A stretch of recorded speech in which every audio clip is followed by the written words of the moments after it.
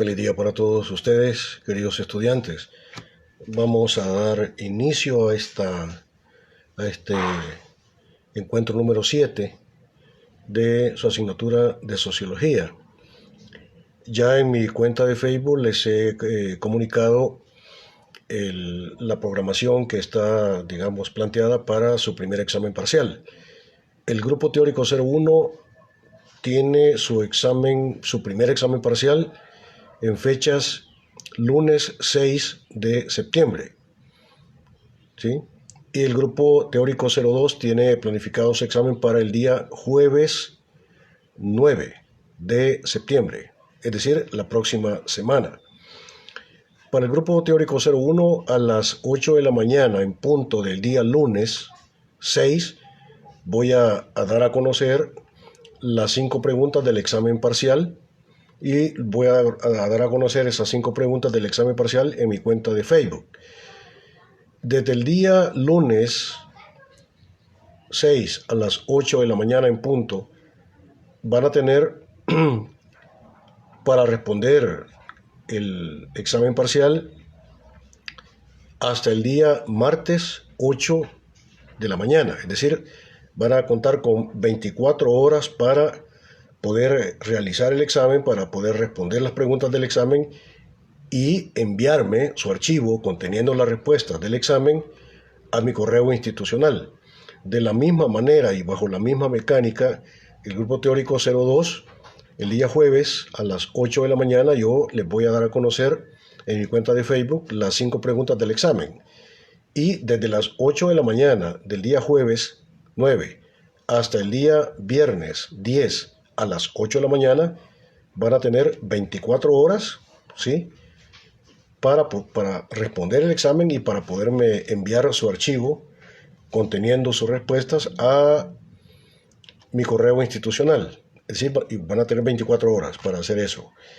Y por lo demás, decirles que también les he comunicado que el método de la realización del examen es a través de lo que nosotros conocemos como cuaderno abierto. Van a tener la posibilidad de consultar las clases, sus notas de clase, que espero que estén tomando notas, y también los documentos de apoyo que yo estoy compartiendo con ustedes en mi cuenta de Facebook, ¿verdad? Entonces es cuaderno abierto. Quiero advertirles 2 cosas. Una, que no me respondan con cuestiones bajadas del internet que no tengan nada que ver con el enfoque, ni el marco teórico, ni los conceptos que nosotros estamos manejando en clase y en los documentos de apoyo. Sus respuestas del examen tienen que estar correlacionadas con las teorías, con el marco teórico, con el enfoque que estamos manejando en clase y en los documentos de apoyo. De tal manera que, por favor, ¿verdad?, no me bajen del internet así respuestas hechas que realmente no tienen nada que ver, ¿verdad?, con lo que estamos viendo en clase. Esa es la primera advertencia. Y la segunda advertencia es que, por favor, no copien, no me manden archivos iguales, ¿verdad?, como suele pasar en ciertas ocasiones. Eso es fraude académico, ¿sí? Cuando eso llegue a ocurrir, yo le voy a poner 0 tanto al que da copia como al que recibe la copia. Y si hay 2 personas copiando, pues los 2 van a tener 0. Si hay 3 personas, 4, 5, 6, las que sean, todos van a tener 0, ¿sí? Porque ya uno como profesor y con un poco de experiencia, inmediatamente uno se ubica y va y se acuerda de las respuestas, y a veces uno encuentra que hay archivos que tienen la misma respuesta, es decir, exactamente igualitas. Y eso no puede ser, eso es fraude, eso es corrupción. Y vea usted que tanto odiamos la corrupción. Entonces nosotros no podemos empezar siendo corruptos. Así que por favor seamos valientes y honorables a la hora de responder. Sí, las preguntas son preguntas sencillas, serán preguntas referidas única y exclusivamente al marco teórico analítico al marco categorial de análisis de los enfoques que hemos manejado en clase. Yo no les voy a preguntar nada que esté fuera de eso. Bien, entonces ya eso ya se los he comunicado. En esta clase número 7 vamos a hablar de varias cosas, ¿verdad? Vamos a hablar de un poco lo que es la lógica del capital, vamos a hablar de lo que son las clases sociales, son como herramientas teóricas muy necesarias para poder entender críticamente la funcionalidad y el sentido y el contrasentido también de lo que es el sistema capitalista como tal y de lo que es la praxis revolucionaria. Entonces yo voy a comenzar diciendo, explicando, más bien repasando, ¿verdad? Remachando varias cosas. Lo primero es, quiero puntualizar exactamente lo que es la sociología. La sociología tiene que ser entendida, ¿verdad? Ya les dije yo que hay sociología burguesa, ¿sí? Y hay sociología científica, crítica. Entonces la sociología científica, que es el enfoque que yo estoy manejando acá, es la ciencia social crítica de la sociedad, cuyo objeto de estudios son los fenómenos sociales. Claramente. Ahora, ¿qué es la sociedad? La sociedad es la articulación dialéctica de la acción humana estructurada, es decir, es una acción humana estructurada a partir de determinado sistema de objetivaciones, es decir, de un orden dado. O sea, el orden dado está ahí exactamente como orden dado porque es un orden, es un sistema social construido. Es como la materialización de una praxis anterior. Es decir, la lógica del capital como sistema social ha sido construido exactamente por la clase dominante, que es la clase capitalista. Y por eso el Estado es el Estado de la clase dominante, ¿sí? Cuya función general es garantizar la reproducción ampliada del sistema. Y el Estado está ahí para velar por los intereses de la clase dominante. Eso debe quedar muy claro, sin lugar a dudas, ¿sí? El Estado no está ahí para construir la democracia, ni para buscar el bien común, ¿sí? Ni para velar por el bien de todos, o para buscar la igualdad social. No. Ese es el discurso de autojustificación del Estado como instrumento de dominación de la clase dominante. Entonces, la sociedad es la articulación dialéctica de la acción humana, sí, pero de una acción humana que se da al interior de un sistema social ya dado, como un sistema de objetivaciones. ¿Y por qué es un sistema de objetivaciones? Porque es, digamos, una realidad social construida por una praxis anterior, que es la praxis desarrollada por la clase dominante. Ese es un sistema de objetivaciones. ¿Qué es una objetivación? Una objetivación es una exteriorización de la praxis del sujeto. Sí, por ejemplo, cuando el herrero fabrica una cuma, la cuma es una objetivación, ¿sí? Una exteriorización, ¿sí? del herrero, de la persona. Por eso es una objetivación de la praxis del herrero. ¿De acuerdo? Entonces, la acción humana se da al interior de un sistema de objetivaciones como exteriorización, ¿sí? de la praxis de los capitalistas que han construido el sistema social burgués. Ahora, esta praxis se da pues al interior de un orden social que ya está dado y que tiene fuerza de imposición. El sistema tiene fuerza de imposición, el sistema no es algo muerto, el sistema no es una cosa, ¿sí? O más bien dicho, no es solo una cosa, tiene fuerza de imposición, se le impone al sujeto. Y entonces, en esa lógica, el sistema, con su fuerza de imposición, que determina y condiciona la acción de los sujetos, hasta convertirlos en su imagen y semejanza, hace de los sujetos unos seres alienados, ¿sí? Alienados en el sentido de que,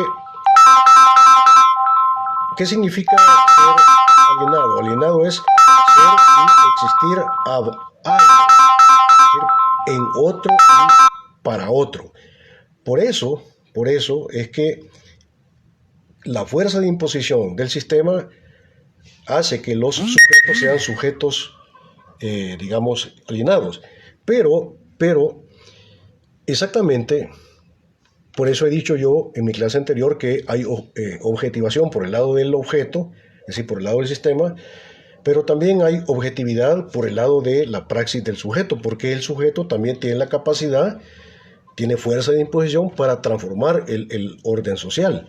Entonces, esa acción humana se da al interior del sistema social, el cual sistema social tiene fuerza de imposición, pero también la praxis de los sujetos tienen fuerza de imposición para poder transformar esencialmente el orden social. Ahora bien,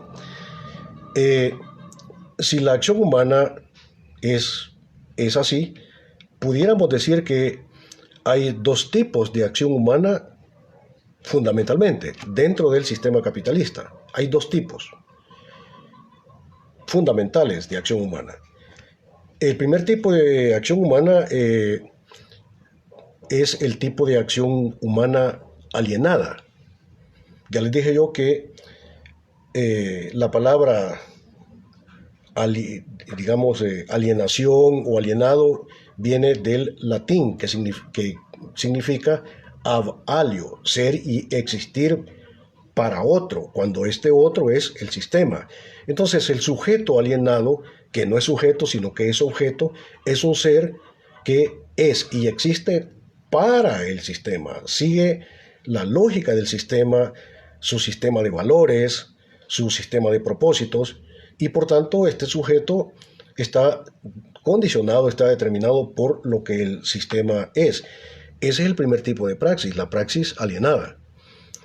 Y todas aquellas personas que viven dentro de la lógica del capital, pero que no tienen conciencia de clase, ¿sí?, necesariamente desarrollan una praxis alienada, ¿sí? Así que hay que preguntarse si nosotros, en este momento, a esta hora, tenemos conciencia de clase. Porque si no tenemos conciencia de clase, significa que nuestra acción humana es necesariamente una acción alienada. Es una acción para el sistema. Ahora, el segundo tipo de acción humana que se desarrolla o se puede desarrollar dentro del sistema capitalista es la acción revolucionaria. ¿Sí? Hay acción alienada, pero también hay acción revolucionaria. Ahora, la acción revolucionaria tiene como característica que desarrolla una crítica teórica y práctica, ¿sí?, de las negatividades del sistema, del carácter opresivo, explotador y alienante del sistema. Y por tanto, la praxis revolucionaria promulga, busca permanentemente la transformación esencial del sistema vigente. En este sentido, estaríamos hablando de la transformación del sistema burgués, capitalista.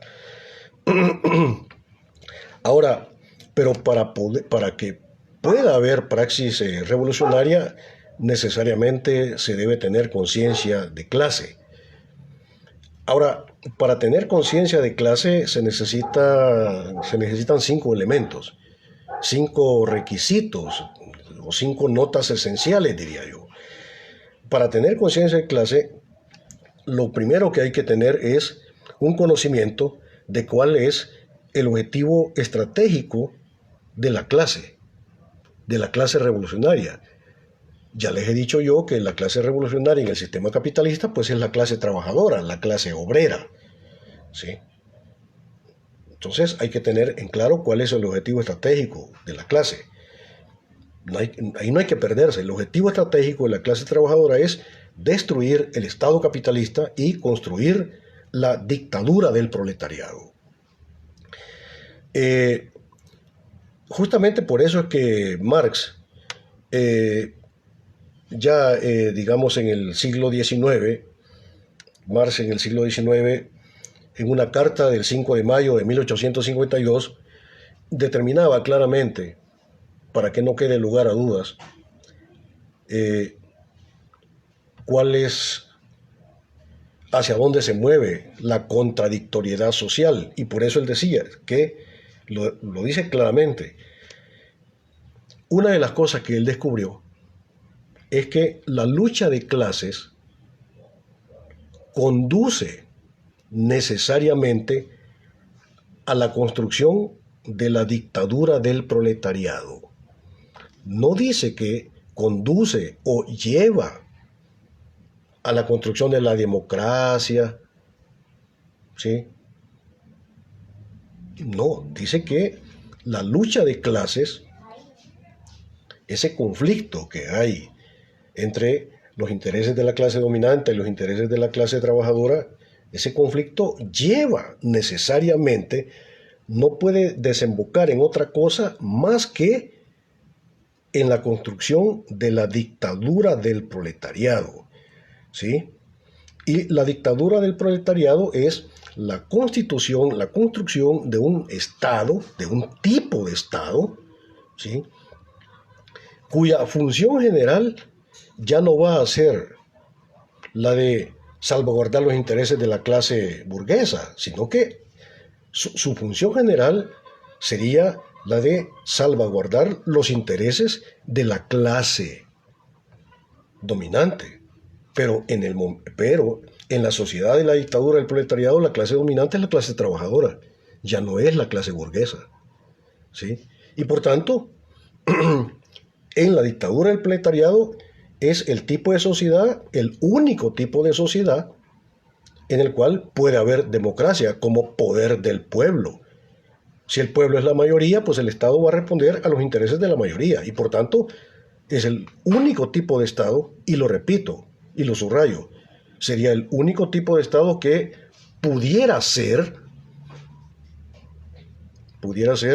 democrático. Entonces, la primera precondición para que pueda haber conciencia de clases es tener conocimiento claro de cuál es el objetivo estratégico de la clase trabajadora. El segundo prerequisito es,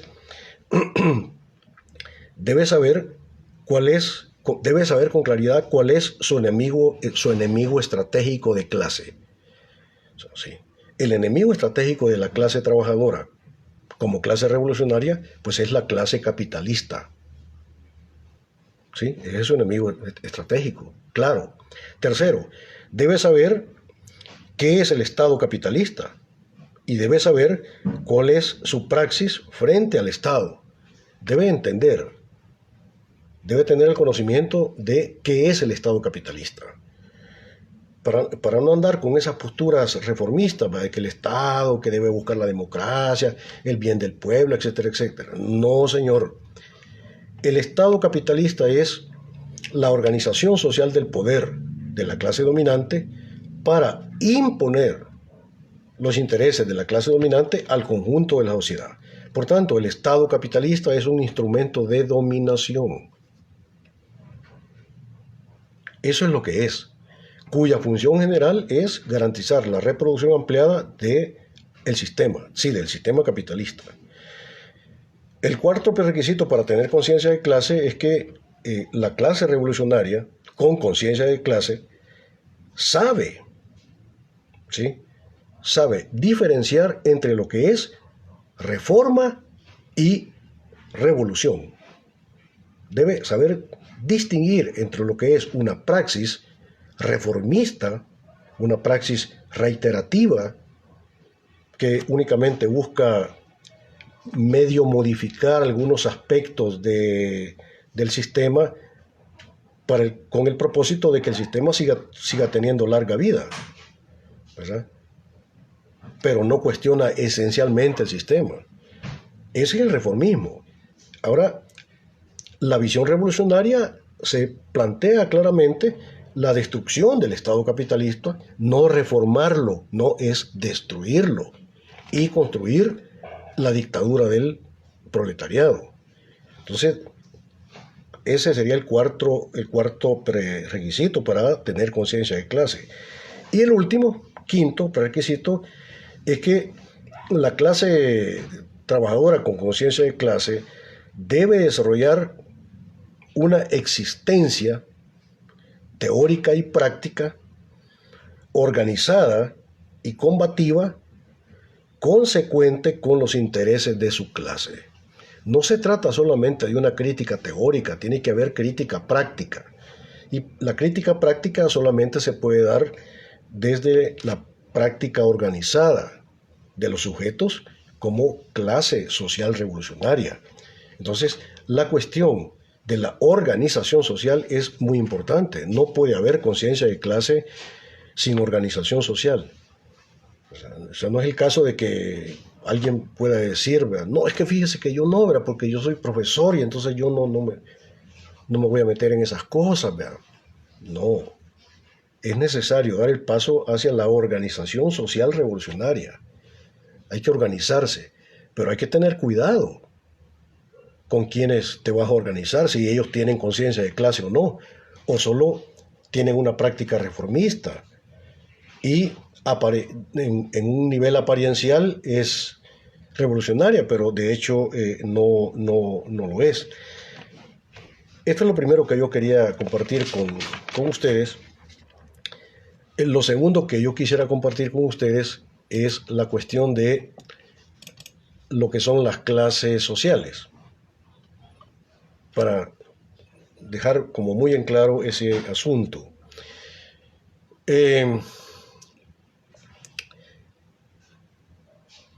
Este documento como apoyo académico a ustedes ya lo compartí en mi cuenta de Facebook, ¿verdad? Espero que lo hayan leído y si no lo han leído, pues por favor revísenlo, estúdienlo. Todo lo que voy a plantear aquí alrededor de lo que son las clases sociales es el planteamiento que hace Lenin, ¿verdad? Entonces es un planteamiento marxista-leninista. Yo parto de una preocupación porque veo en la sociedad una especie de analfabetismo político. ¿Sí?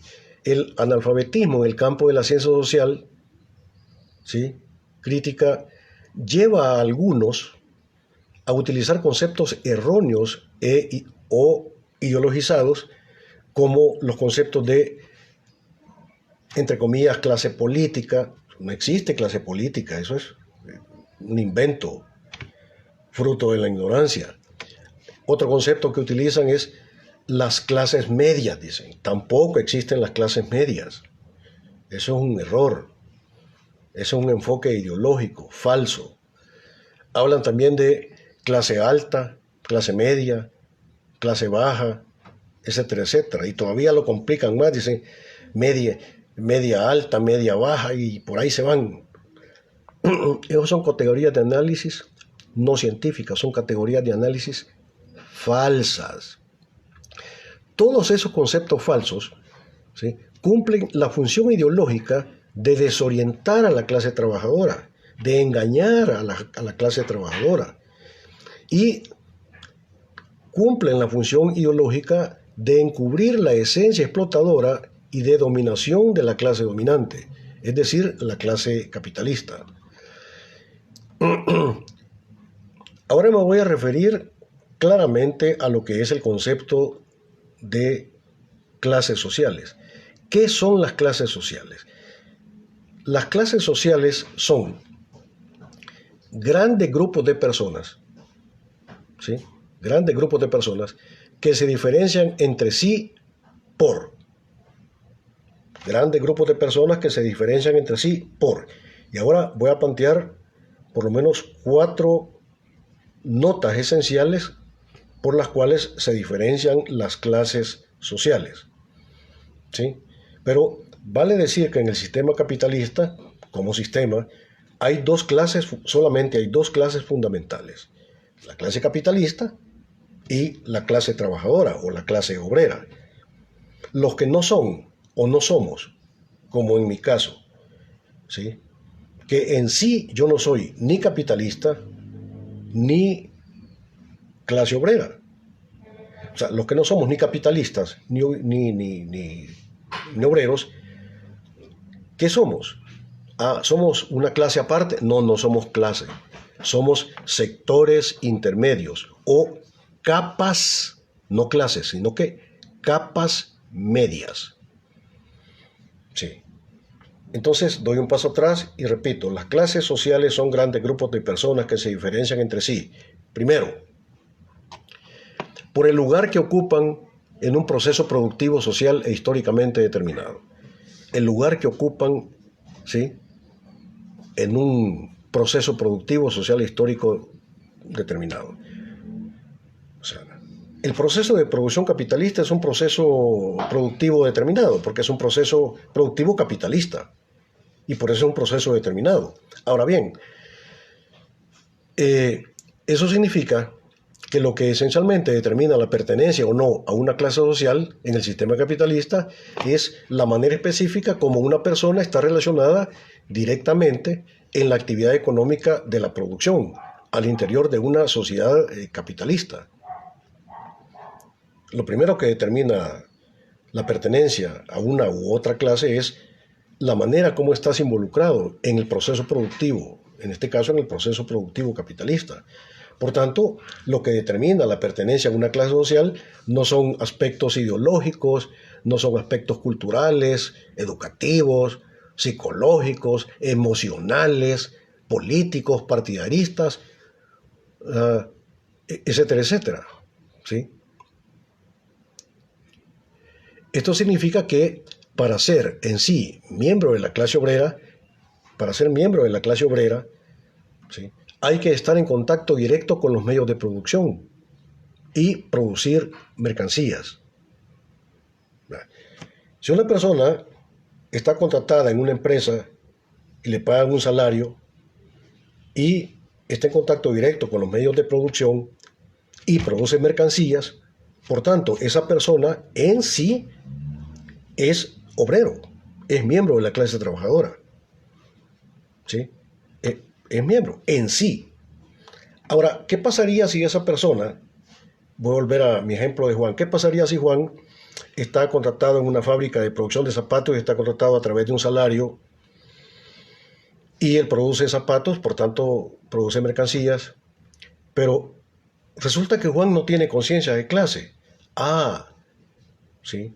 Entonces Juan en sí es obrero, pero como no tiene conciencia de clase, entonces realmente no sería miembro de la clase revolucionaria, porque no tiene conciencia de clase, aunque él en sí sea obrero, porque está en contacto directo con los medios de producción, produce mercancías y le pagan su trabajo a través de un salario, sería obrero, pero si no tiene conciencia de clase, no es miembro de la clase revolucionaria. ¿Sí? No es miembro de la clase revolucionaria. Ahora,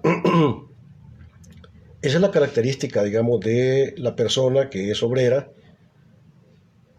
y que está inmersa en un proceso productivo, le pagan un salario, si está en contacto directo con los medios de producción y produce mercancías. Recuerden ¿cuál es el concepto de mercancía?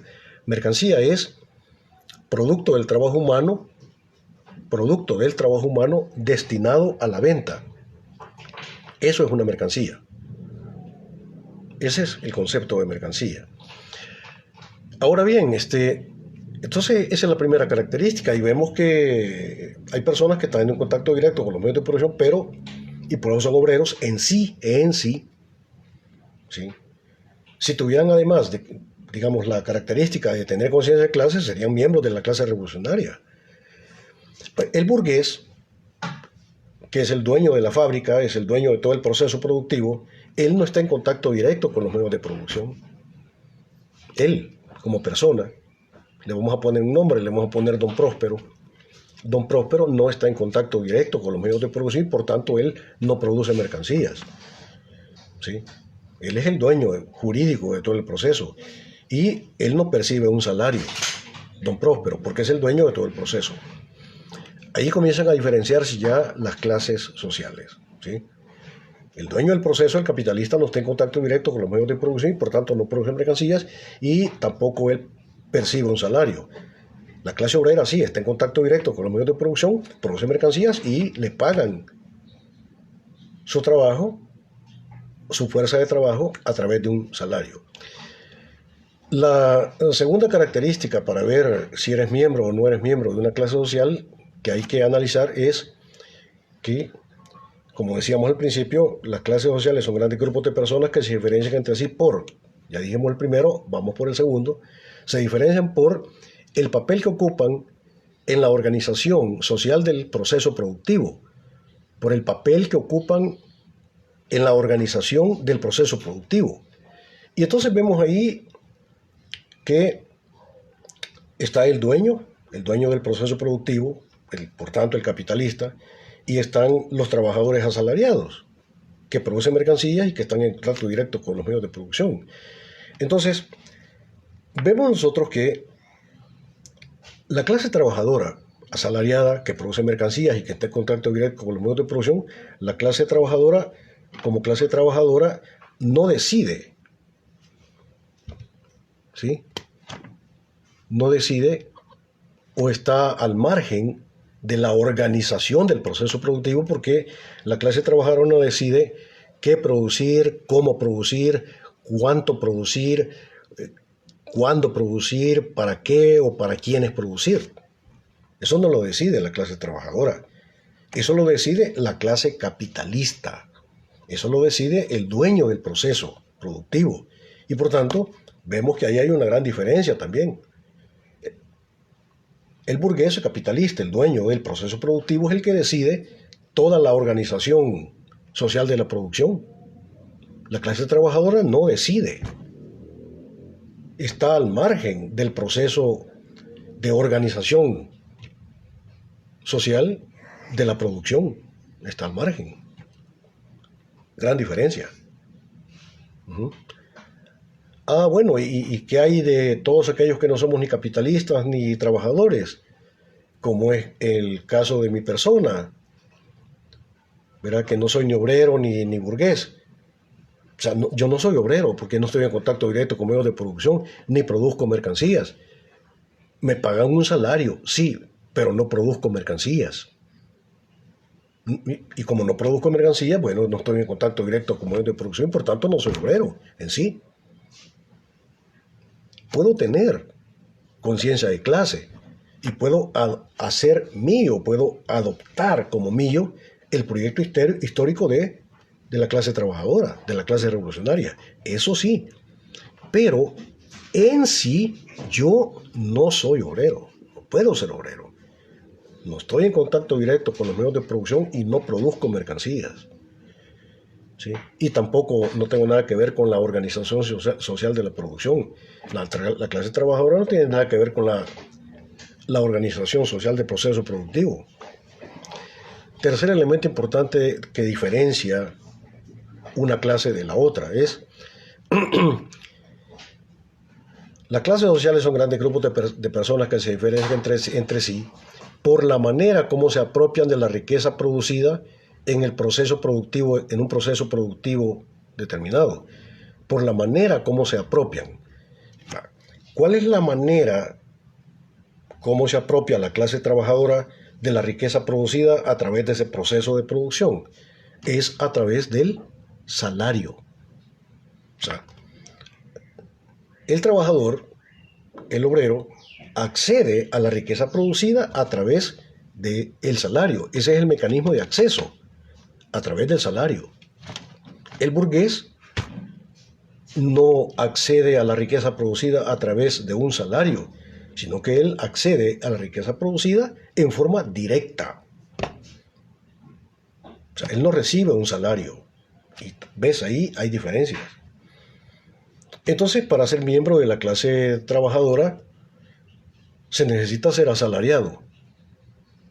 Bueno, ese requisito sí lo cumplo yo, como profesor. Yo soy asalariado, pero es el único requisito que cumplo.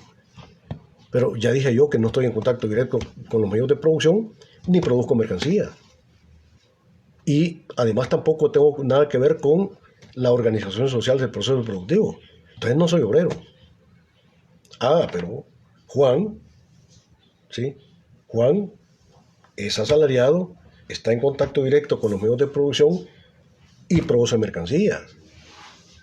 Y se apropia de la riqueza social producida a través del salario. Entonces Juan sí si es obrero, ¿sí?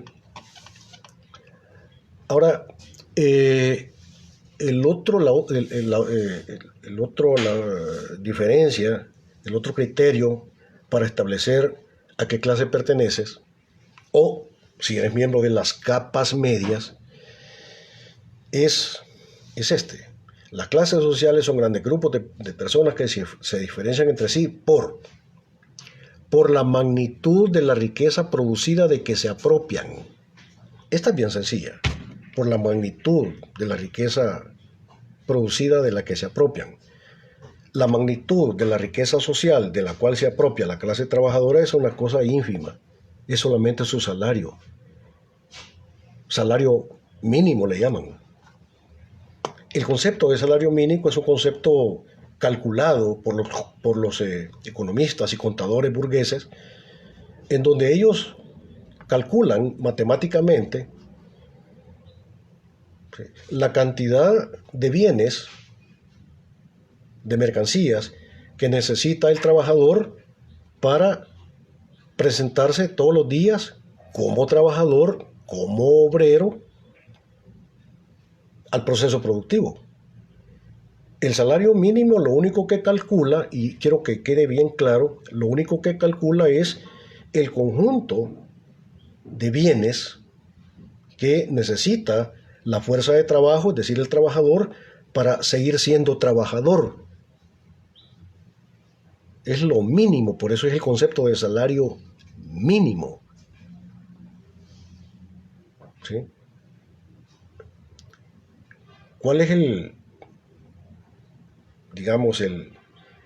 conjunto de bienes que Juan, como trabajador asalariado, necesita para seguir siendo hoy, mañana, pasado mañana, la próxima semana, etcétera, etcétera, para seguir siendo trabajador asalariado, no para seguir siendo persona humana con dignidad? No, eso no lo calcula, eso no lo atiende el concepto de salario mínimo. Es solamente lo mínimo que se necesita para que la fuerza de trabajo se pueda reproducir como fuerza de trabajo, es decir, como trabajador asalariado. Y recuerden ustedes que el trabajador asalariado, en tanto que es un trabajador asalariado en el proceso productivo, es una mercancía. Es una mercancía que se compra y se vende en el mercado laboral. ¿Sí? El salario es el valor tasado en dinero, el valor de esa mercancía especial llamada fuerza de trabajo. Pero la fuerza de trabajo, desde la óptica de los burgueses, no es una persona humana, es solamente un recurso, es una cosa que se compra y se vende, y la utilizo cuando la necesito y la desecho, le quito el trabajo, lo desempleo, cuando ya no lo necesito. El ser humano es, en la lógica del capital, es deshumanizado de esta manera, no es considerado como persona, sino simplemente como fuerza de trabajo. Y el salario mínimo lo que calcula es lo que se necesita para reproducir a Juan, no como persona humana, sino para reproducirlo como fuerza de trabajo. Eso es lo que se calcula. Eso es lo que calculan los economistas burgueses, los contadores burgueses, los administradores burgueses. ¿Qué es lo mínimo que necesita Juan para poder seguir viviendo día tras día, tras día, tras día, pero como fuerza de trabajo, como una mercancía que se compra y se vende en el mercado laboral? Es importante considerar que todas las personas que no estamos considerados en esta determinación científica de lo que son las clases sociales, es decir, que no somos ni capitalistas ni obreros, somos capas medias o sectores intermedios, pero no somos clases sociales. Solo hay dos clases fundamentales, la clase capitalista y la clase obrera.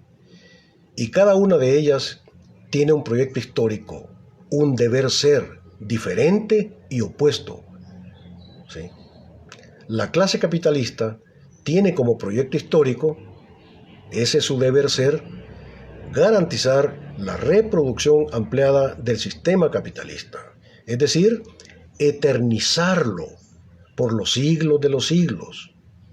Y la clase obrera tiene como proyecto histórico, es decir, como su deber ser, destruir el Estado capitalista y construir la dictadura del proletariado. Las capas medias o sectores intermedios no tienen un proyecto histórico propio, de tal manera que o bien adoptan como propio el proyecto histórico de la clase capitalista, ¿sí?, o bien adoptan como propio el proyecto histórico de la clase obrera. Pero no hay posturas neutras. No existen posturas neutras. ¿Sí? O adoptás como propio, si sos capas medias, o sea, los estudiantes, en tanto que son estudiantes universitarios, pues no son obreros ni capitalistas, son capas medias. Y como capas medias no tienen un proyecto histórico propio. Entonces, no les queda más que tomar como propio o bien el proyecto histórico de la burguesía, del capitalismo, o tomar como propio el proyecto histórico de la clase revolucionaria. No hay más. El que pretende mantenerse en una postura neutral, que dice, no, yo no le voy a los capitalistas, desde ese momento ya adoptó el proyecto histórico de la clase dominante. De hecho, ya lo hizo. ¿Sí?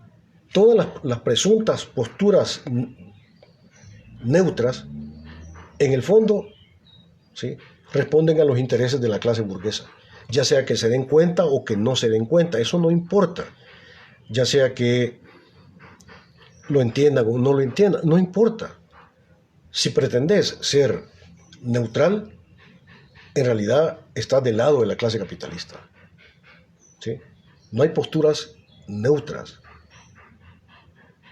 No hay posibles posturas de esa naturaleza. Ven, ahora ya planteamos claramente lo que son las clases, digamos, las clases sociales. Quizás para no cargar mucho, porque ya la próxima semana tenemos el examen parcial, yo dejaría esta clase hasta acá y siempre pidiéndoles, suplicándoles que se preparen, estudien. Grupo teórico 01, grupo teórico 02, por favor, estudien y vayamos preparándonos ya para el examen parcial. Cualquier duda que haya, algo que no entendió, etcétera, etcétera, por favor, utilice los grupos de WhatsApp. Mándeme las dudas, etcétera, etcétera, sus reflexiones, ¿verdad?, para que compartamos académicamente. Pasen ustedes un maravilloso y feliz día. Hasta el día jueves, si Dios quiere.